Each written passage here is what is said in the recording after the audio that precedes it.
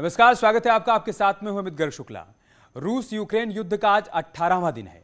रूस की सेना ने खार्किव और कीव पर हमले तेज कर दिए हैं। रूसी सैनिक कीव के और नजदीक पहुंच चुके हैं। जल्द ही कीव पर रूस का कब्जा हो सकता है। राजधानी कीव समेत यूक्रेन के कई शहर रूस की बमबारी से खंडहर में तब्दील हो चुके हैं।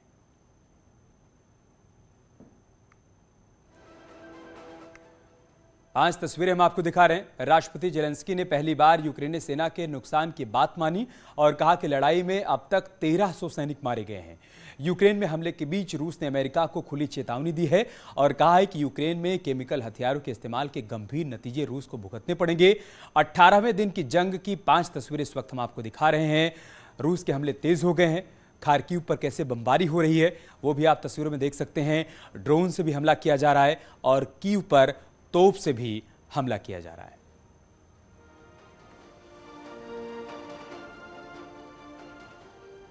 तो लगातार यूक्रेन पर रूसी बारूद बरस रही है। यूक्रेन पर दिन हो या फिर रात रूस बमबारी कर रहा है। रूस की सेना आने वाले 24 से 28 घंटे के भीतर कीव के किले पर अपनी ध्वजा फहरा सकती है।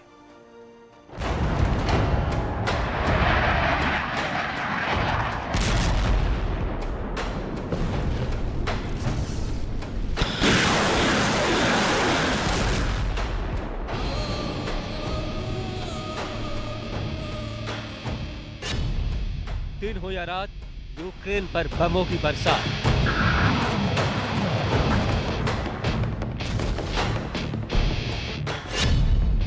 कांपती जमीन, धुआं धुआं आसमान।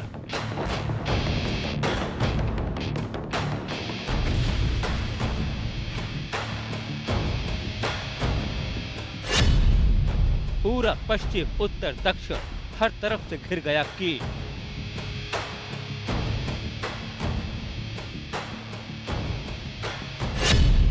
कीव के किले पर कब्जे का काउंटडाउन।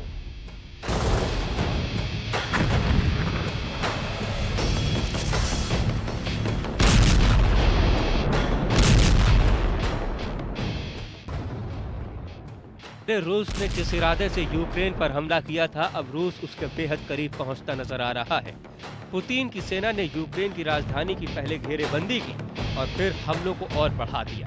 कीव के कोने कोने पर रूस बमों और मिसाइलों से हमला कर जल्द से जल्द कब्जा करने की कोशिश में जुटा है। खबर है कि रूस की सेना आने वाले 24 से 48 घंटों के अंदर कीव के किले पर अपना झंडा फहरा सकती है और इस बात की तस्दीक खुद अमेरिका ने की। अमेरिकी रक्षा मंत्रालय पेंटागन ने बड़ा दावा किया, जिसके मुताबिक रूसी सेना यूक्रेन की राजधानी कीव के काफी नजदीक पहुंच गई है।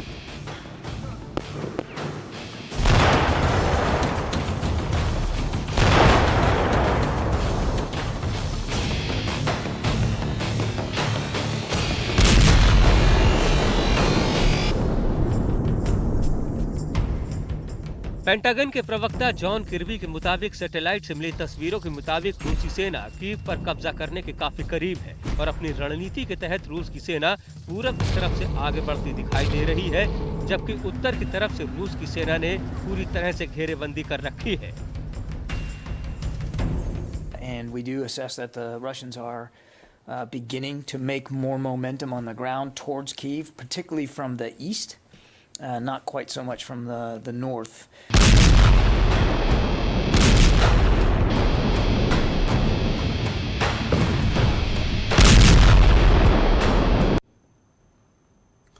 रूस की सेना कीव से करीब 25 किलोमीटर दूर है, जो कभी भी कीव पर कब्जा कर सकती है। ऐसे में कीव में रह रहे लोग सुरक्षित ठिकानों की तलाश में यहां वहां भटक रहे हैं। कीव में इस समय हालात ये हैं कि वहाँ मौजूद लोग खौफ के साए में जीने के लिए मजबूर हैं। किसी भी तरह से वहाँ से लोग अपने परिवार के साथ सुरक्षित निकलने की कोशिश में जुटे हैं, ताकि किसी तरह उनकी जान बच जाए, क्योंकि कोई नहीं जानता कि कौन सा बम, कौन सी मिसाइल किस वक्त कहां आकर गिरे और उनकी जान पर बनाए।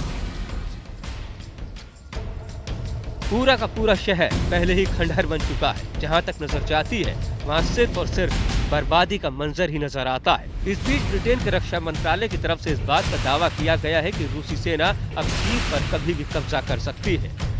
ब्रिटेन के रक्षा मंत्रालय के मुताबिक रूस की सेना कीव के काफी करीब पहुंच चुकी है। ब्रिटेन के मुताबिक रूस की सेना कीव से सिर्फ 25 किलोमीटर की दूरी पर है और कभी भी कीव पर कब्जा कर सकती है।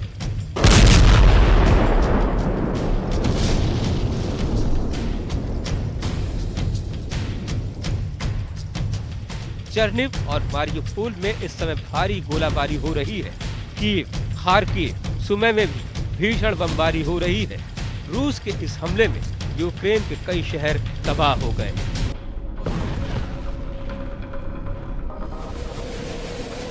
इस बीच यूक्रेन के मेलिटोपोल से एक वीडियो सामने आया। दावा किया जा रहा है कि ये वीडियो मेलिटोपोल शहर के मेयर इवान फेडोरेव के अपहरण का है। इस वीडियो में रूस के कुछ सैनिक एक इमारत से निकलते दिखाई दिए, जिनके कब्जे में मेलिटोपोल शहर के मेयर इवान फेडोरेव थे।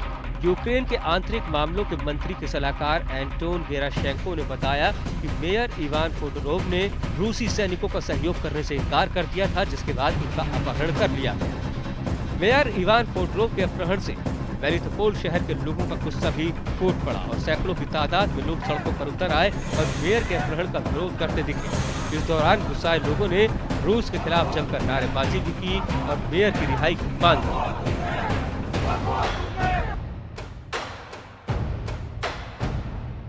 ना तो यूक्रेन के राष्ट्रपति व्लादिमीर ज़ेलेंस्की झुकने को तैयार है और ना ही रूस के राष्ट्रपति व्लादिमीर पुतिन रुकने को तैयार है। ऐसे में ये जंग कब खत्म होगी कोई नहीं जानता।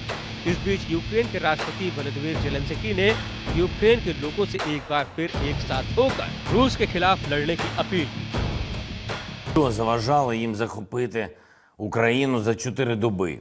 Міцний народи сталевої країни. Ця інформація неперевірена, але це факт безперечний.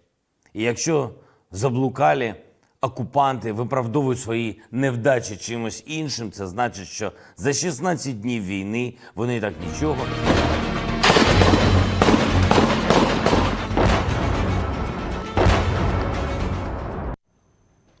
और रूस की तरफ से केमिकल हथियारों का इस्तेमाल करने की खबरों पर अमेरिका ने रूस को गंभीर परिणाम भुगतने की चेतावनी दी है। इस बीच रूस पर कड़े आर्थिक प्रतिबंध लगाकर अमेरिका ने वहां की अर्थव्यवस्था की कमर तोड़ने की कोशिश तेज कर दी।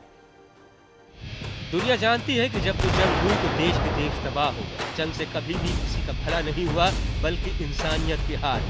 यही वजह है कि कई देश जंग के विरोध में हैं, लेकिन रूस न रुकने को तैयार है न झुकने को तैयार है। इस बीच ये भी खबर है कि अमेरिका यूक्रेन को बड़ी मदद दे सकता है। यूक्रेन को एयर डिफेंस सिस्टम देने पर अमेरिका विचार कर रहा है। इसके साथ ही राष्ट्रपति बाइडेन ने यह भी साफ कर दिया कि अगर रूस ने अमेरिका और नाटो देशों को इस युद्ध में कूदने के लिए मजबूर किया तो अंजाम बेहद खतरनाक होंगे और दुनिया में तीसरा विश्व युद्ध छिड़ जाएगा। Direct confrontation between NATO and Russia is World War III. वहीं युद्ध में रूस की ओर से केमिकल हथियारों का इस्तेमाल करने की खबरों को भी उन्होंने दुनिया के लिए बड़ी चिंता का सबब बताया और रूस को ये चेतावनी देने से नहीं चूके कि अगर उसकी ओर से यूक्रेन के खिलाफ केमिकल हथियारों का इस्तेमाल किया गया तो इसके लिए उसे गंभीर परिणाम भुगतने होंगे। Russia would pay a severe price if they used chemicals. यही नहीं, बाइडेन ने रूस पर दबाव बनाने के लिए रूस की सीमा से लगे लात्विया, इस्टोनिया, लिथुआनिया और रोमानिया जैसे देशों में अपने 12,000 सैनिक भेज दिए। इसीलिए रूस के खिलाफ बाइडेन के इस तेवर से दुनिया दहशत में है, क्योंकि तीसरे विश्व युद्ध की शुरुआत का मतलब होगा दुनिया में भीषण तबाही। हालांकि बाइडेन ने भी फिलहाल इस तबाही को रोकने के लिए एकजुट होकर कोशिश करने की जरूरत बताई। इसके साथ ही उन्होंने आर्थिक तौर पर रूस की कमर तोड़ने के लिए और कड़े प्रतिबंधों का ऐलान कर दिया।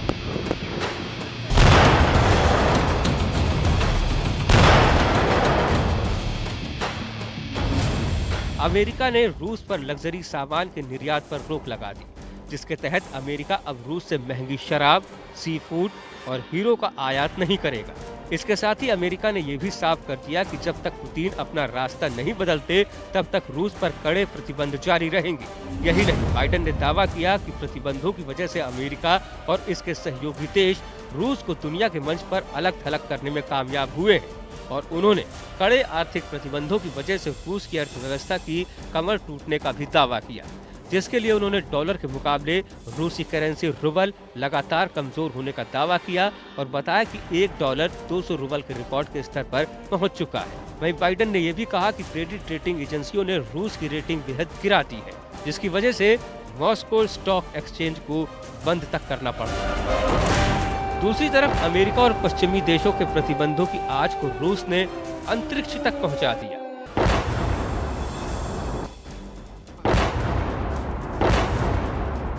और उसने प्रतिबंधों की वजह से इंटरनेशनल स्पेस स्टेशन तबाह होने की चेतावनी दे डाली, जिसके लिए रूस की ओर से प्रतिबंध लगने के बाद स्पेस स्टेशन में अपने स्पेसक्राफ्ट की मरम्मत का काम रुकने की दलील दी गई और दावा किया कि प्रतिबंधों से पहले साल में 11 बार स्पेस स्टेशन में जरूरी मरम्मत का काम किया जाता रहा है और बताया गया कि सही समय पर मरम्मत नहीं होने पर स्पेस स्टेशन में मौजूद रूस का हिस्सा कभी भी धरती की ओर गिर सकता है। रूस की स्पेस एजेंसी के मुताबिक इसका वजन करीब 500 टन है और आबादी वाली जगह पर गिरने से ये बड़ी तबाही मचा सकता है।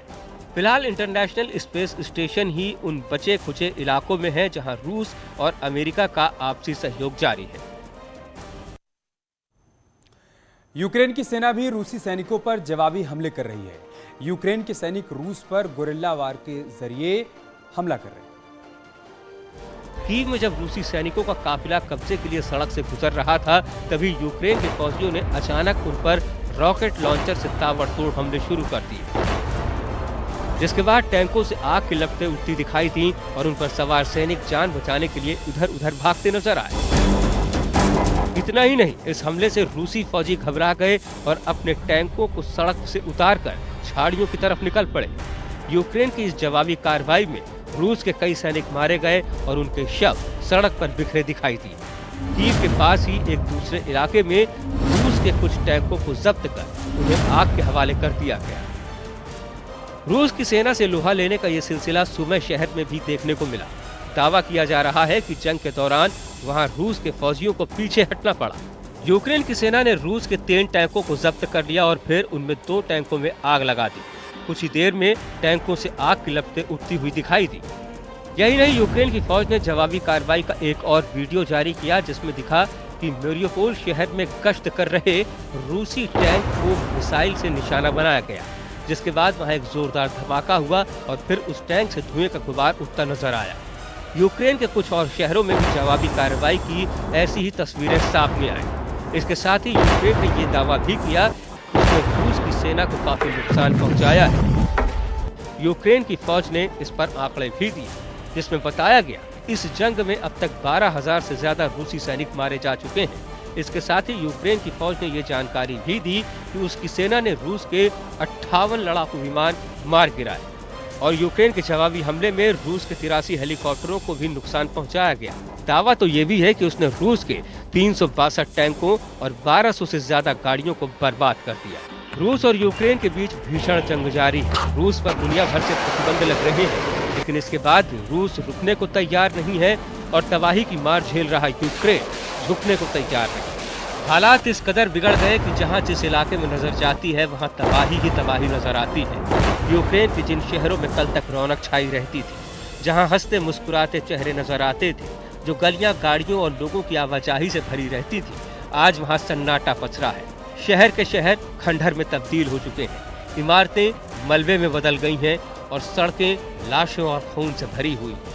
जिन मकानों में कल तक परिवार रहा करते थे, वो आशियाने आज किसी कब्रिस्तान की तरह नजर आते हैं। इमारतों से उठता धुएं का गुबार और शहर में पसरा सन्नाटा यूक्रेन की तबाही के गवाह है। यहाँ रुक रहे छोटे से ब्रेक के लिए, जल्द लौटेंगे कुछ और तस्वीरों के साथ।